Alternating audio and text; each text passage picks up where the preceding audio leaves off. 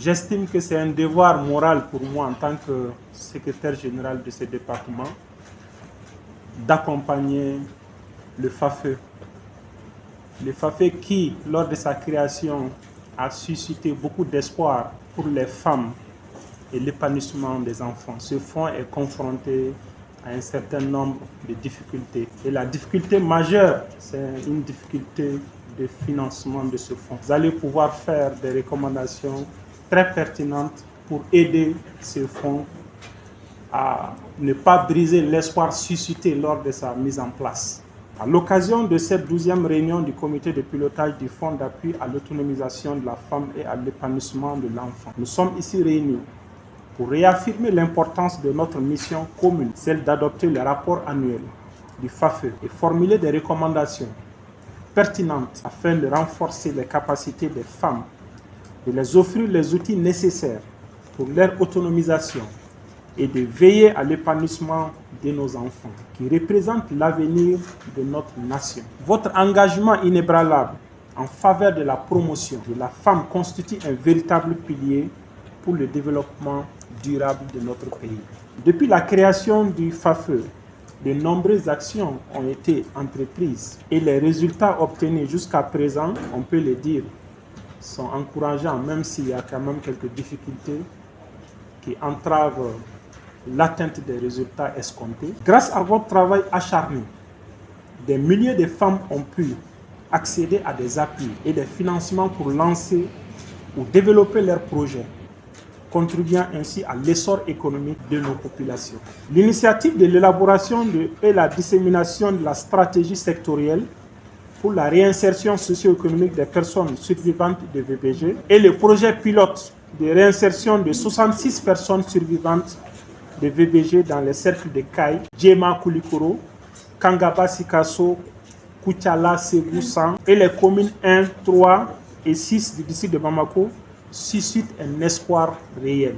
D'autres initiatives doivent se poursuivre, notamment la réalisation des recommandations du Forum sur les mécanismes innovants d'accès au financement des entreprises des femmes. Il est également essentiel de rappeler l'importance des partenariats solides que nous avons tissés avec l'UNFPA, ONU Femmes, Qatar Charity et l'Union européenne, qui ont permis de renforcer l'impact de nos actions sur le terrain. Ces collaborations sont un gage de réussite et je tiens à exprimer toute ma gratitude à nos partenaires pour leur soutien indéfectible.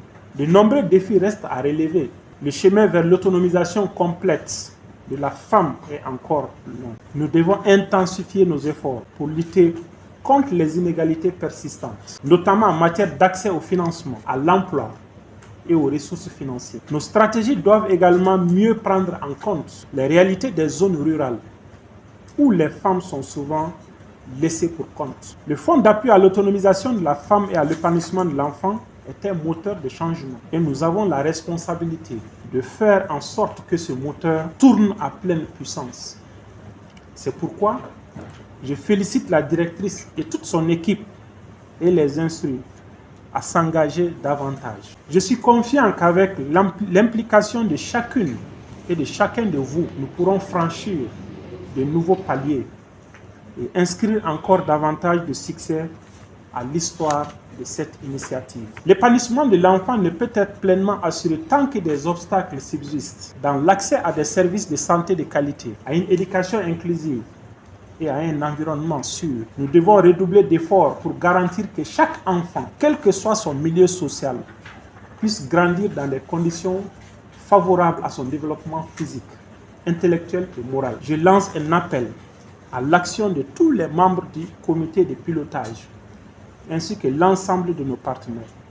Ensemble, poursuivons notre engagement à créer des projets et programmes plus inclusifs, à renforcer les capacités des femmes et à assurer un avenir meilleur pour nos enfants. La transformation que souhaite le président de la transition et le gouvernement dirigé par le général de division Abdoulaye Maïga ne pourra se réaliser qu'à travers une approche collective où chaque acteur apporte sa pierre à l'édifice. Nous devons jouer pleinement notre partition. À tout moment, il est à côté de nous pour nous assister, nous conseiller, nous accompagner. Ça fait plaisir et ça nous donne la force de continuer. Le comité de pilotage est l'organe de décision du Fonds d'appui à l'autonomisation de la femme et à l'épanouissement de l'enfant. Bientôt, ce fonds aura 10 ans. Des mots de remerciement pour Monsieur le secrétaire général. Malgré cette situation, nous avons quand même vraiment pu avoir des résultats. Et nous comptons beaucoup sur les membres du comité de pilotage pour vraiment formuler des recommandations pour que les 10 ans du FAFE, le FAFE, les difficultés que nous avons traversées en 9 ans, puissent trouver sa solution dans la 10e année.